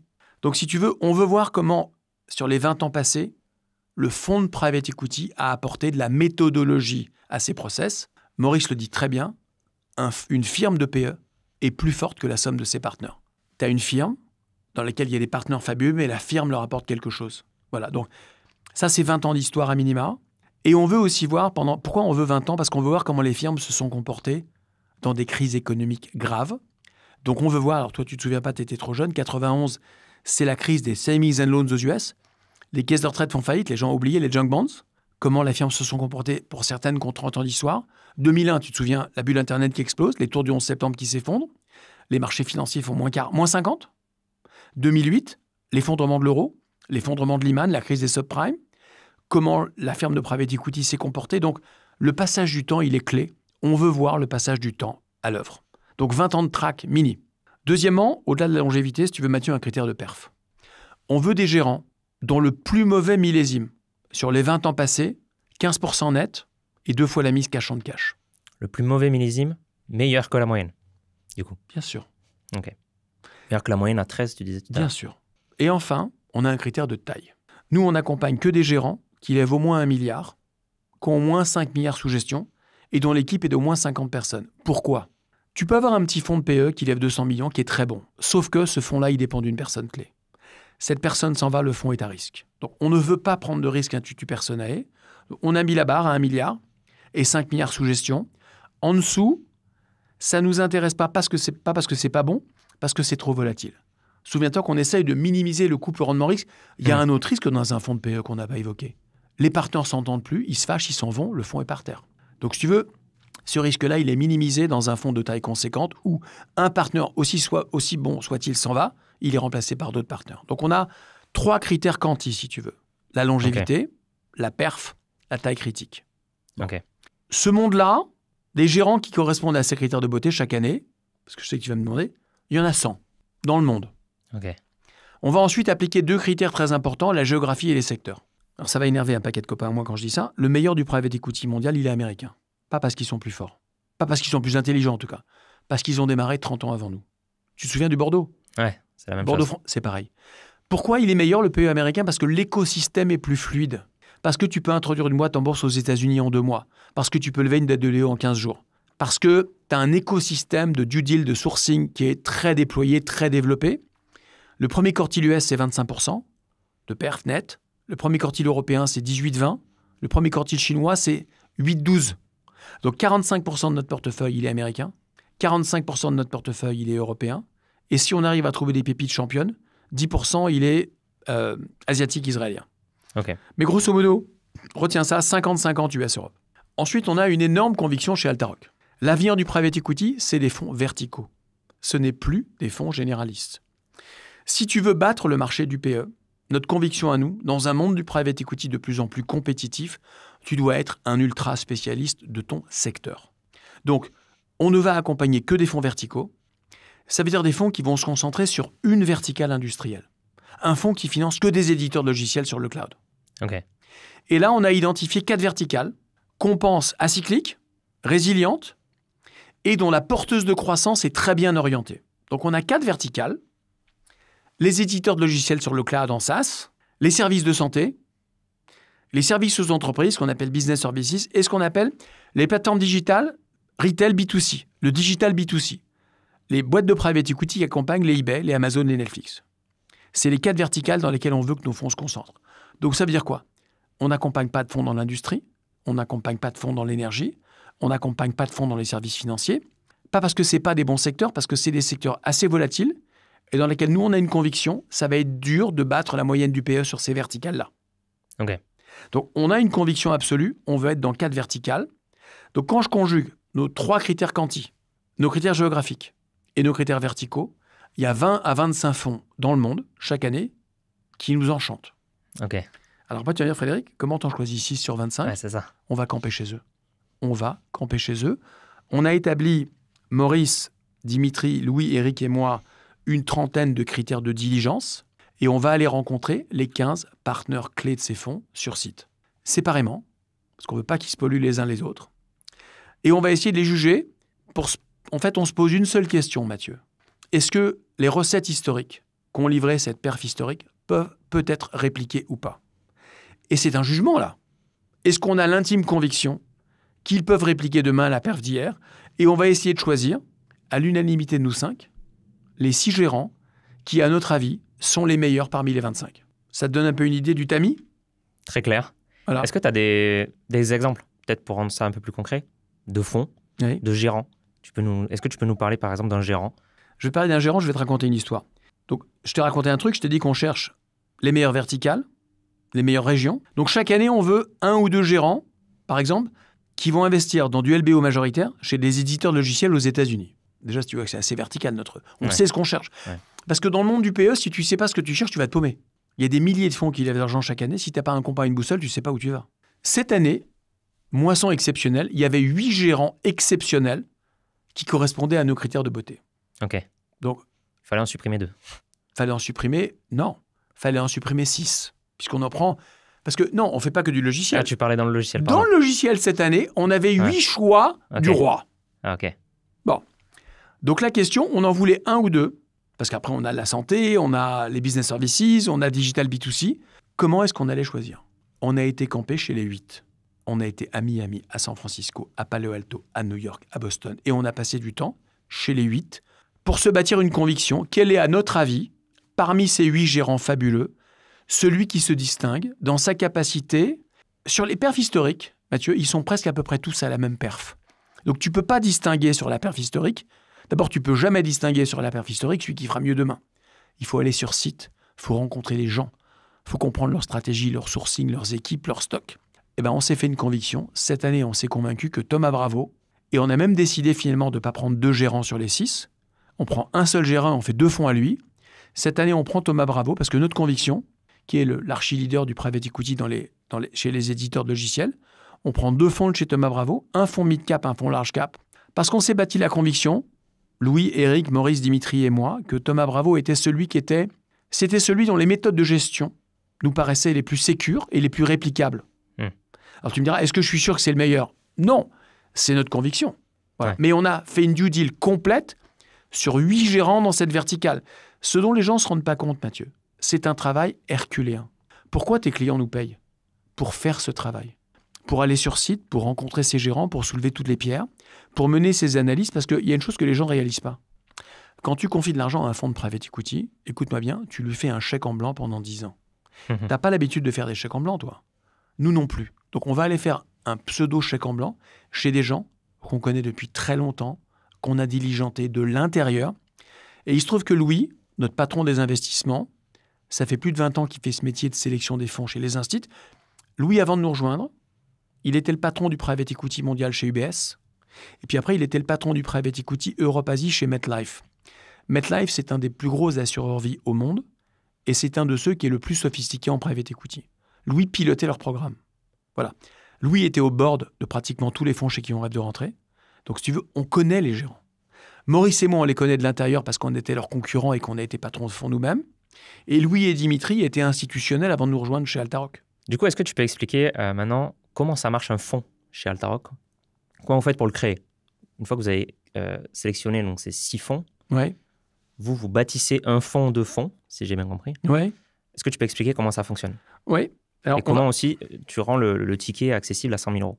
On va faire une diligence très poussée pour identifier, d'après nous, les 6 meilleurs gérants du monde, 2 gérants de growth, 4 gérants de buyout, d'accord? Ouais. Et on va les encapsuler dans un fonds, un FPCI, qui est un véhicule juridique agréé par l'AMF. Donc on les encapsule dans un FPCI. Il y a un point qu'on n'a pas assez évoqué. Quand tu veux rentrer chez ces gérants-là, ils sont tous sursouscrits. Qu'est-ce que ça veut dire, Mathieu? Ça veut dire que tous les instituts, les plus grands instituts se bagarrent pour entrer dans ces fonds, mais que la place dans le tour de table de ces fonds, elle est dure à avoir. Je voudrais expliquer pourquoi, parce que c'est clé. Ouais. Tiens, je vais te prendre une analogie avec le vin. Je peux? Oui. T'aimes le vin?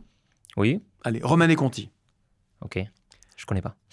Très grande cuvée française de Romanée Conti. T'es un milliardaire américain, tu vas manger dans un grand resto. T'es de Toulouse?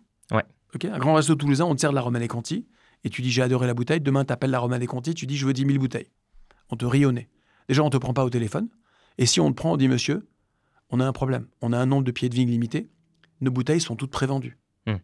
Elles sont vendues à qui? À des cavistes avec qui on bosse depuis 50 ans, à des restaurants avec qui on bosse au moins depuis 50 ans. Vous êtes sur une liste d'attente. Peut-être que dans 15 ans, vous aurez des bouteilles. Ou alors passez par un caviste ami, monsieur. Donc, tu as un sujet d'allocation. OK. Un grand fonds de private equity, c'est pareil. Je vais expliquer pourquoi. Je suis Thomas Bravo. Je suis un grand fonds dans le monde du logiciel aux US. Mon dernier fonds, il faisait 3 milliards de taille. J'ai livré 25% de TRI net. Tous mes instits veulent revenir. Ils veulent me confier plus de capitaux qu'ils m'en ont confié la fois passée, mais moi, j'ai un problème. Les sociétés qui correspondent à mes critères de beauté, il y en a un nombre fini, Mathieu. Il n'y en a pas un nombre infini. Elles ne se créent pas en claquant des doigts. C'est comme les pieds de vigne de la Romanée Conti. Il y a un nombre de boîtes limité. Donc, le fonds de Thomas Bravo, peut-être qu'il peut passer de 2 milliards à 3 milliards, mais pas à 5 milliards. Donc, ils ont un problème de riches. Historiquement, ils ne prenaient même pas de nouveaux instits. L'équipe commerciale, c'est une personne qui passe son temps à dire non. Donc, chez ces très grands gérants de private equity, jusque récemment, ils préféraient avoir un très petit nombre d'instits qui mettaient 100-200 millions en moyenne qu'un très grand nombre de petits investisseurs clients privés. Ils préféraient gérer la simplicité que la complexité. Donc, avant l'avènement d'acteurs comme Altaroc, tu ne pouvais pas rentrer chez ces gérants-là. Maintenant, nous, on va se bagarrer pour avoir une place chez Thomas Bravo. J'expliquerai pourquoi on réussit à en avoir. C'est encore un autre sujet. Mais quand j'ai sécurisé ma place chez Thomas Bravo me dit « Où est l'argent, Fred ?» Alors, si je leur dis « Écoutez, j'ai un entretien fabuleux avec Mathieu, et je suis sûr qu'à Toulouse, il va trouver des clients, il me rit au nez. Parce que je suis en concurrence avec des instituts qui ont l'argent sur leur bilan. Ouais. Donc, il faut que je sois capable de le réserver. Ce que Maurice et moi, on a réussi à faire au démarrage, et surtout Maurice plus que moi, par sa surface financière, c'est me permettre de présouscrire et par la qualité de sa signature, de réserver. Donc, on a réservé des places. Souvent, on a présouscrit chez ces fonds. Maurice s'est engagé pour qu'on puisse distribuer à des clients privés le portefeuille qu'on avait construit sur des allocs rares. Donc, Maurice, il a investi lui-même, c'est ça? Il a garanti des souscriptions. OK. Voilà. Donc, aujourd'hui, quand je lève un millésime, souviens-toi, le cœur de mon millésime, c'est mes 6 gérants. Parce que les co-invests que je fais, ils viennent du fait que j'ai pris des engagements primaires chez ces fonds. Donc, je vais présouscrire chez ces gérants. Maurice va présouscrire à titre personnel, OK, directement ou indirectement, et je vais syndiquer la position. D'accord? Donc, je crée un FPCI, je crée un FPCI, qui est ce véhicule juridique dont je t'ai parlé, et je vends des parts à 100 000. À partir de 100 000, on a des clients qui mettent 10 millions. Hein. Alors, comment ça marche? Bon, et ça ne marche pas comme les marchés cotés. Dans les marchés cotés, ton client qui veut mettre 100 000 en bourse, tu lui dis on y va, il achète 100 000 de total, il sort quand il veut. Chez nous, c'est pas pareil, parce que le private equity ne marche pas comme ça. Ton client ou ta cliente a pris 100 000 euros d'engagement chez Altaroc. L'argent, on ne va pas lui appeler le premier jour, on va lui appeler sur 5 ans, à hauteur de, souviens-toi, 10% par semestre. Le 1er avril, j'appelle 10%. Le 1er octobre, j'appelle 10%, tous les ans pendant 5 ans. Pourquoi? Parce que les fonds sous-jacents déploient sur 5 ans. Ça servirait à rien que j'appelle l'argent le premier jour, je ne saurais pas quoi en faire. Ça ne le ferait pas travailler, ça baisserait le ça TRI. tuerait le retour. Ouais. Bon. Alors, il faut comprendre une chose, un fonds de private equity, il va appeler ses instits 5 à 10 fois par an pour faire des acquisitions, pour payer des frais, pour payer des due deals, pour payer ce qu'on appelle des abort costs quand il veut étudier des deals et que ça ne marche pas. Il fait 5 à 10 appels de fonds par an. Quand tu as un portefeuille de 6 fonds, tu as 30 à 60 appels par an. Si ton client privé, je l'appelle 60 fois par an, ça ne va pas marcher. Il n'est pas organisé, Mathieu, pour gérer 60 appels de fonds. Et dans le monde instit, tu as 4 jours pour faire les fonds. Ton client ne sait pas faire ça. Donc, ce qu'on a fait chez Altaroc, on a mis en place l'abonnement. Moi, je gère la volatilité des appels, l'ératicité des appels avec une ligne de revolver, une ligne de financement bancaire, qui est dans mon modèle économique, et j'appelle ton client ou ta cliente 2 fois par an. Ça, c'est une révolution aussi. Pour simplifier, je vais faire une autre analogie. Si je confie à ton client ou à ta cliente une voiture de Formule 1, alors il rêve de la conduire, mais il la met dans le mur en sortant du parking. T'es d'accord? Ouais. Le PE, c'est pareil. Si je te donne un fonds de PE instit, ton client ne sait pas le piloter. Donc nous, on l'a carrossé, notre portefeuille, pour que le retail puisse travailler avec 2 appels par an. Donc pendant 5 ans, ton client ou ta cliente, on l'appelle date fixe, quantum fixe, et dès que les fonds sous-jacents nous font des distribs, on te la rend automatiquement. Donc ça veut dire que tu as 5 ans d'appel de fonds, 10% de l'engagement de ton client ou de ta cliente, 1er avril, 1er octobre, et dès qu'on a des distribs, on te rend l'argent. Ton client ou ta cliente peut investir en personne physique en direct, par sa holding, par son contrat d'assurance vie luxembourgeois, on est référencé partout au luxe, et le produit a 10 ans de vie limitée, Mathieu. Les gérants chez qui on investit ont 10 ans de vie limitée. Donc, à la fin des 10 ans, je rendrai du cash à ton client. Clair? Très clair. Ouais. 10 ans, ça peut être prorogé, non? 1 an? 2 ans? Ça peut être prorogé d'1 an ou de 2 ans. Voilà. Pourquoi je pourrais proroger mon fonds Parce que les gérants sous-jacents ont l'option, eux, de proroger 1 an ou 2 ans. Donc, je peux proroger 1 an ou 2 ans. Voilà. C'est important de leur laisser la flexibilité pour qu'eux, ils créent de la performance Bien sans sûr. contrainte. Si jamais tu es sur un moment... Alors, ça revient sur une question intéressante. Pourquoi le millésime 2005 n'a pas fait une bonne perf en PE? Tu te souviens de l'hypothèse du 2005? Ouais. Pourquoi le millésime 2005 n'a pas été bon en PE? Parce qu'un fonds, tu te souviens qu'il déploie sur 5 ans. Donc, le fonds, il a déployé entre 2005 et 2010. C'était le top des marchés financiers. La grande crise Lehman, c'est 2008-2009. Donc, les fonds, ils ont investi en 5, 6, 7, 8, 9. Et ce millésime 2005, il a tout vendu ses boîtes entre 2009 et 2014, quand les marchés avaient craché. Ok. Donc, si tu veux, c'est pour ça que certains millésimes sont meilleurs que d'autres. Tu ne le sais pas avant. Voilà. Donc, les appels de fonds, c'est très important. La simplicité des appels de fonds, c'est clé. Oui, le plus grand risque, en fait, c'est qu'il y a une grosse crise 4 ans après. Donc, on a acheté très cher et puis après, on va revendre moins cher. Alors, tu me parles de risque. Oui, tu as raison. On va parler de risques comparés. Ouais. Parce que pourquoi, quand les gens me posent la question, Frédéric, c'est quoi le bon moment d'investir en private equity? Et je réponds, c'est toujours le bon moment. Et les gens ont le sentiment d'une boutade. Non. La question, c'est pourquoi je réponds ça? Parce que ce qui est intéressant, personne ne sait si ce millésime sera meilleur que les autres. Ce que je peux te dire, avec 20 ans de recul, c'est que le private equity surperforme les marchés cotés tout le temps. Donc, en performance relative, je te rappelle que quand tu as investi sur les marchés cotés en 2005 et que tu as voulu sortir en 2009, c'était la cata. Ouais. Donc, en perf relative, 2 portefeuilles comparables, cotés, non cotés, investis au même moment, le PE bat la bourse. Donc, c'est pour ça que je te dis, le PE surperforme la bourse. Évidemment, 2005, ce n'était pas le meilleur moment d'investir en PE. Maintenant, souviens-toi, c'est aussi pour ça qu'on s'est dit, ton fameux client entrepreneur qui veut mettre 500 000, il ne doit pas mettre 500 000 tout sur un millésime.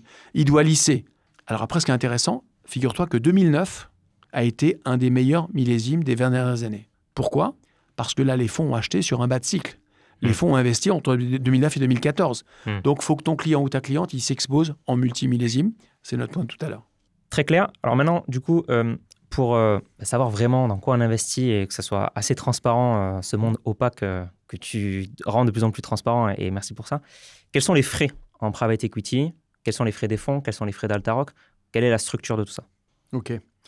Déjà, on a une devise, là, si je peux utiliser ces termes un peu anciens de devise. On veut rendre transparent ce qui était opaque avant.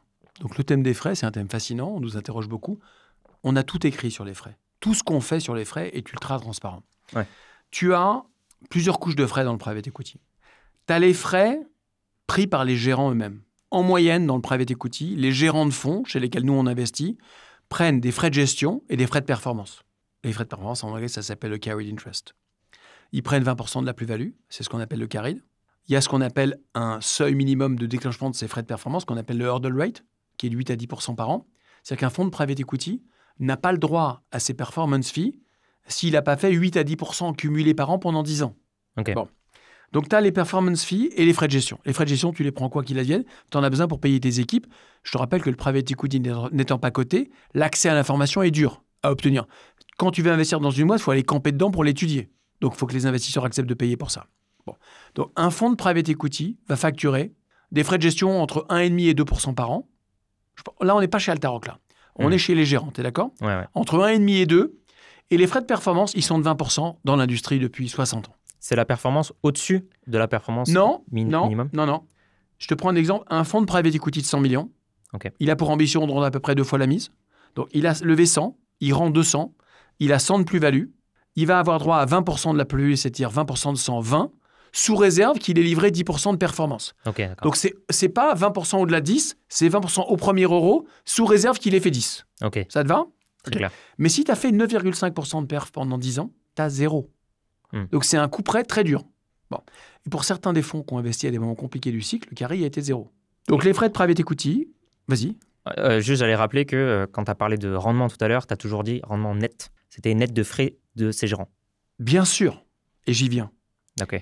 La performance du premier quartile, la performance moyenne du PE à 13,4, c'est net de ses frais. Donc, c'est très important. Les gérants facturent des frais, fees et carry. 13,4, c'est la moyenne du private equity mondial, growth et buyout depuis 20 ans, net de ses frais. 21,7, c'est la moyenne du premier quartile mondial, net de ses frais. C'est la performance nette qu'un gros instit qui prend un ticket de 100 millions chez un gérant va avoir net des frais du gérant. OK? Maintenant, un point très important que les gens comprennent mal. Je suis un gros instit. Le PE, ça ne s'achète pas sur une étagère. Il y a des équipes pour le piloter. Donc, j'ai une équipe qui va le piloter, ce portefeuille. Cette équipe, c'est des coûts. Chez MetLife, il y a une très grosse équipe de private equity. Cette équipe, elle fait quoi? Elle fait des due deals, elle fait du sourcing, elle fait du suivi, elle gère la trésorerie, elle gère le reporting, elle gère le réglementaire, elle gère la conformité. Quand tu as une famille qui investit massivement dans le private equity, tu as un team pour faire du PE. Cette équipe, elle représente des coûts fixes. Ça, c'est les frais d'Altaroc. C'est-à-dire que ton client ou ta cliente qui va investir dans un portefeuille Altaroc, il va avoir 2 niveaux de frais. Il va avoir les frais sous-jacents des fonds, comme un instit, qui livre 13,4 en moyenne sur le second quartile, 21,7 sur le premier. Mais nous, on va leur facturer en moyenne 2%. C'est l'équivalent du coût fixe des équipes chez un instit ou des coûts fixes de l'équipe PE d'une famille fortunée. Ça coûte à peu près, ça coûte entre 1,5 et 2,5 chez Altaroc par an. Ça dépend de la taille de ton ticket. Si tu mets 100 000 €, ça coûte 2,5. Si tu mets 3 millions, ça coûte 1,5. Donc, la taille de tes fees dépend de la taille de ton commitment. Donc, nous, on vit en moyenne avec 2%. Je te rappelle qu'on rémunère notre distribution, nos CGP, nos multifamily office, nos banques privées avec ça. Donc, ça coûte Altaroc, ça coûte à ton client ou ta cliente en moyenne 2%, tout compris. Ça veut dire que la performance nette qu'on a évoquée tout à l'heure, elle va être grévée d'un coût de fabrication du portefeuille. Moi, pour 2%, je te fais quoi? Je te fais le sourcing, la diligence, la construction de portefeuille, la ligne éditoriale, le reporting, la consolidation, le réglementaire. Je te fais 250 vidéos par an. J'ai un service client. Je prends à peu près 3000 appels entrants par mois de conseillers en gestion de patrimoine qui nous appellent avec des questions de leurs clients.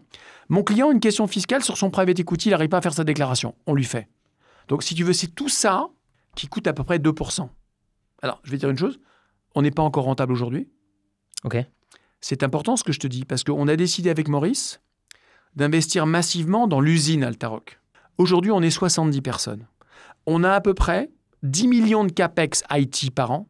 10 millions de CAPEX IT. Les tuyaux d'exécution du private equity, avant l'avènement d'Altaroc, ils n'existaient pas. On les a créés. Ouais. On a à peu près 27 millions d'OPEX par an. OK. C'est simple, hein? 27 millions d'OPEX sur 1,2 milliard, ça fait presque 300 bips. Mon prix de revient aujourd'hui, il est à 300 bips. 3%. 3%. Aujourd'hui, mon point mort, c'est quoi? 2,5 milliards. Okay. On va y arriver. C'est notre conviction. Yes. Donc, si tu veux, on a bâti des usines scalable, digitales, très performantes. On ne veut pas juste collecter. On veut servir, administrer de façon simple, fluide, sur des dizaines de millions de clients privés, ce qu'avant nous, personne n'avait fait au monde. Donc, tu veux, tout ça, ça suppose que tu bâtisses des usines. Donc, ça coûte en moyenne 2%. Je pense que c'est pas très cher. De toute façon, tu as un coût de revient et pour l'instant, vous n'êtes pas rentable. Donc... Pour l'instant, on n'est pas rentable. Ouais. Merci pour ta transparence, très clair. Voilà. J'ai une question maintenant, c'était sur les tendances de marché. Comment tu vois, toi... Pardon, je peux faire un dernier point important? Oui, vas-y. Les équipes d'Altaroc investissent à titre perso chaque année 33 millions d'euros par an dans nos produits. C'est un point important, ça. C'est ce qu'on appelle, tu sais, le skin in the game.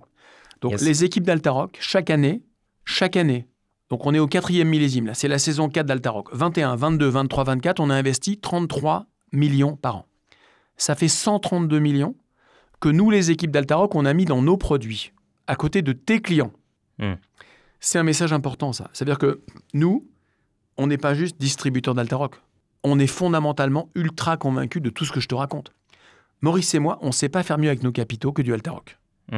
Très clair. Voilà. Skin in the game de Nassim Nicolas Taleb. Donc, vous êtes aussi intéressés que nous pour avoir de la performance. Donc, vous investissez aussi. Il n'y a pas beaucoup. Si tu rapportes, on lève à peu près 500 millions par an. 33 millions sur 500 millions, plus la pré-souscription que fait Maurice, on est ultra engagé dans nos produits. On croit énormément à nos produits. C'est aussi un élément de réassurance pour tes clients. Nous sommes les premiers clients de nos fonds. Pardon, je t'ai interrompu. Non, j'allais parler maintenant des perspectives. Comment tu vois Altaroc sur les 10 prochaines années, le PE sur les 10 prochaines années? Quelle est ta vision un peu du marché? Alors, il y a le marché et puis il y a Altaroc. Je commence sur le marché. OK. Je pense que le private equity continuera à être une classe d'actifs très performante. C'est ma conviction. Ce n'est pas une garantie, mais c'est ma conviction. Pour preuve, les instituts continuent à mettre des sommes hallucinantes en private equity. Je t'ai dit au début de la conversation, 6 000 milliards de stocks, 600 milliards nouveaux qui s'investissent tous les ans. Le private equity institut y croit de 10 à 15% par an tous les ans depuis 20 ans. Il y a 20 ans, en 2004, les actifs sous gestion institut, c'était 1 000 milliards. Là, on est à 6 000 milliards. Donc, je crois et je suis convaincu, Maurice est avec moi, Louis et Dimitri aussi, que le private equity, c'est notre conviction, ce n'est pas une certitude, continuera à offrir de la surperf par rapport au marché coté et une moindre volatilité. Et l'attrait aussi des instituts, c'est le financement de l'économie réelle. Alors après, il y a autre chose. Ma conviction, c'est que la performance intrinsèque du private equity, tu ne vas pas aimer ce que je veux dire, elle va baisser. Je pense qu'elle va baisser, pas du tout liée au fait des taux d'intérêt. Elle va baisser parce que les retours historiques ont été presque trop élevés. Ils sont tellement bons qu'ils attirent de la concurrence. Il y a beaucoup de fonds qui rentrent sur le marché chaque année. Donc, notre conviction à nous, c'est que c'est assez sophistiqué. Le private equity va continuer à battre les marchés cotés, largement. Mais le premier quartile, il livrera pas 22. Nous, on pense qu'il livrera plutôt 17-18. Quand les marchés cotés livreront entre 6 et 7. C'est énorme l'écart de perf. Par contre, on a une autre conviction. C'est que le premier quartile, c'est pas de 8% qui battra le deuxième quartile, c'est de 12%. On pense que l'écart type en private equity, donc si tu veux, la perf absolue du PE va baisser, elle restera très supérieure au marché coté qui vont baisser aussi un petit peu, mais l'écart entre le premier et le deuxième quartile va continuer à croître. Donc il y a une immense prime à investir dans du premier quartile. Donc un marché qui est très bien orienté, validé par le fait que les instituts investissent en masse, mais un premier quartile qui en valeur absolue restera peut-être ultra performant. Alors après, dans nos modèles, si tu veux, quand tu regardes nos modèles parce que tu les connais, on a modélisé 13% de performance nette dans nos portefeuilles. Ça nous paraissait raisonnable. C'est très en dessous de ce que nos gérants ont fait historiquement. On a mis beaucoup de coussins de prudence. Et donc, notre conviction à nous, c'est que le premier quartile restera fabuleux, probablement un peu moins bon demain qu'hier. Pas parce que les gérants sont moins bons, parce que la compétition est plus intense. Voilà, ça c'est pour le PE, si tu veux. Après, on a une autre conviction. Les fonds du premier quartile seront ultra verticaux. Tu ne pourras plus être un très bon fonds de PE généraliste. C'est pas possible. C'est pas possible. Tu ne pourras pas être compétent dans la santé, les utilities, l'énergie, les services financiers, les logiciels, les services professionnels. C'est pas possible. Tu ne peux pas comprendre tous ces écosystèmes aussi bien qu'un vertical investor. Donc notre conviction à nous, c'est que la surperf viendra des investisseurs ultra spécialisés. Une fois qu'on a dit ça, où est Altaroc dans tout ça ? Bon, on a démarré il y a 3 ans. On a créé, à partir de Paris, un champion de cette nouvelle verticale. Nous, on a une immense conviction avec Maurice et avec Louis. C'est que les retraites françaises, ce que je veux dire n'est pas très politiquement correct. Notre système de retraite par répartition, il est cassé. Il ne marche plus. On le sait. L'essentiel du déficit français, il vient du financement des retraites. Ce qui a été conçu il y a 70 ans dans l'après-guerre ne marche plus aujourd'hui. Donc notre sentiment à nous, c'est que le client privé va se bâtir sa propre retraite, que le private equity sera un des moteurs de cette retraite, ce ne sera pas le seul moteur, un moteur important. Donc on est convaincu qu'on est sur une bonne verticale. Alors maintenant, si tu me demandes combien est-ce qu'Altaroc collectera sur les 5 années qui viennent, j'ai ma conviction, elle est très personnelle, je vais la garder pour moi pour l'instant. On a bâti un BP qu'on a partagé avec les membres de l'équipe. On a aussi décidé, je vais te dire un point très important, on va donner prochainement 10% du capital à l'équipe de management. Ok. C'est très important. On va leur donner, en même temps qu'on va leur montrer le business plan, on va les embarquer dans un BP et on va co-construire avec eux un BP en leur disant, si on fait tout ce qu'on a dit, dans 5 à 7 ans, voilà où on va amener Altaroc et on vous embarque avec nous. Voilà, donc je pense qu'on est bien engagé. On a, j'allais dire heureusement et malheureusement, on a créé pas mal d'appétits et de concurrents qui n'existaient pas. Quand j'ai démarré il y a 4 ans, les gens me disaient, Fred, en PE, il n'y a pas de marché, il n'y a pas de demande. Et moi je disais non, il y a une énorme demande, il n'y a pas d'offre. Si tu crées l'offre, la demande viendra. Je pense que les volumes qu'on a collectés depuis 3 ans ont démontré en partie que ce que j'ai dit était vrai. Maintenant, la bonne et la mauvaise nouvelle, on a créé des petits concurrents. C'est une mauvaise nouvelle parce que les places sont plus chères. C'est une bonne nouvelle parce que ça prouve qu'il y a de l'appétit, qu'on n'est pas seul à évangéliser. Donc, je pense que les clients privés, si tu veux, vont s'équiper de plus en plus. Il y a 3 freins à la fin au PE, chez les clients privés. La connaissance, la techno et la simplicité d'usage et les contenus et le régulateur. Donc, on est en train de faire avancer ces différentes billes avec beaucoup d'engagement. Je suis sur la route tous les jours pour expliquer le private equity. On a créé sur une grande chaîne de télévision une émission dédiée au private equity. 2 heures en live tous les mois. Ce n'est pas une émission sur Altaroc. C'est une émission pour expliquer la classe d'actifs. On fait venir les plus grands experts mondiaux du PE à la télé en France pour expliquer le PE, ça sert à quoi. Pas Altaroc, ça sert à quoi.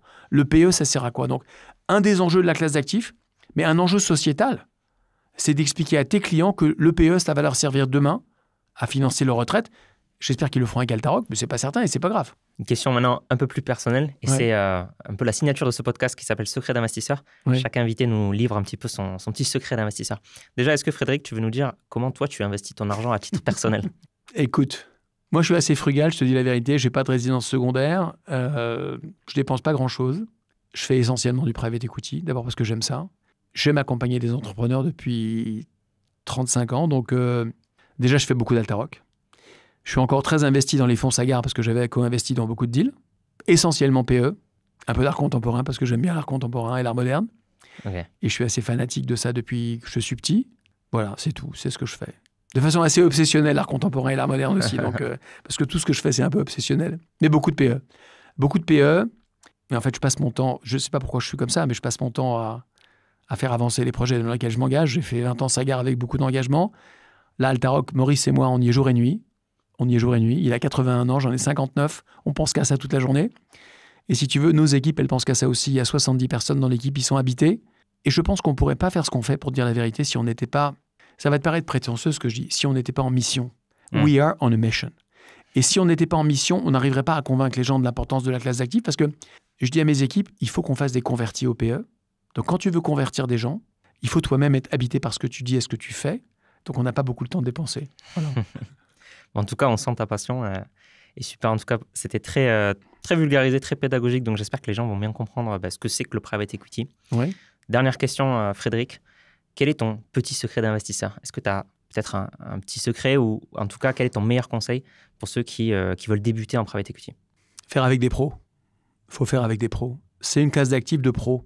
Donc si tu veux, le conseil que je donnerais aux gens, dans le private equity, tu as deux façons d'en faire. Accompagner la boîte de ton cousin parce que tu l'aimes. Tu dois le faire parce que tu l'aimes. Mais si tu veux mettre des montants significatifs au travail, le faire avec des pros. Mettre de côté la partie émotionnelle. Quand tu fais des deals de venture et que tu en fais 3 dans des deals de tes copains, la probabilité de gagner de l'argent, elle est très faible. Elle est historiquement et statistiquement faible. Ça, c'est une poche. Peut-être que tu en fais parce que tu aimes ça, mais il faut le faire parce que tu aimes être à côté d'eux, au bord de leur boîte. Ouais, love money un peu. Love money. Mais sur la partie pro de ton capital, sur les gros montants que tu veux mettre au travail, sur ton épargne longue, le faire avec des super pros. Être conseillé par un bon CGP, c'est très important. Toi, tu fais un travail de diligence. Ton métier à toi, c'est de rencontrer Altaroc, nos équipes et les concurrents. C'est important que ton client, il passe du temps avec toi pour que tu lui expliques les vertus de la classe d'actifs, les risques de la classe d'actifs. Mon conseil, faire du private equity avec des pros. Des pros qui vont les accompagner comme toi pour encapsuler le private equity dans un patrimoine global. Et toi, tu leur conseilleras, j'espère, de faire du private equity avec des grands pros, ne pas faire du private equity avec des amateurs. C'est un métier de pro. Il faut le faire avec des gens qui investissent énormément dans leurs deals, qui font ça depuis très longtemps et qui sont très reconnus sur la place parce que c'est fondamentalement un métier de pro. Voilà. Merci beaucoup, Frédéric. Merci à toi.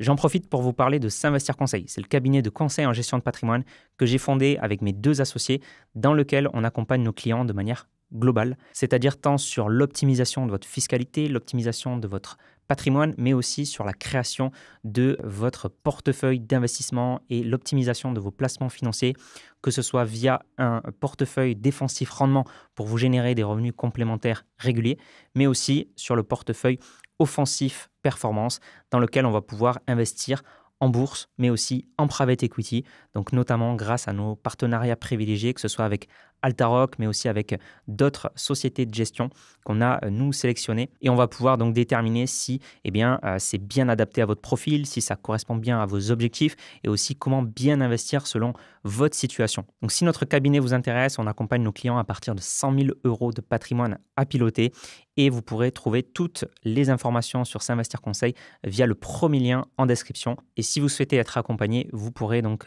réserver avec nous une consultation découverte où on pourra échanger sur vos besoins, vos objectifs et voir comment nous pourrons vous accompagner au mieux. Donc, c'est le premier lien en description si ça vous intéresse.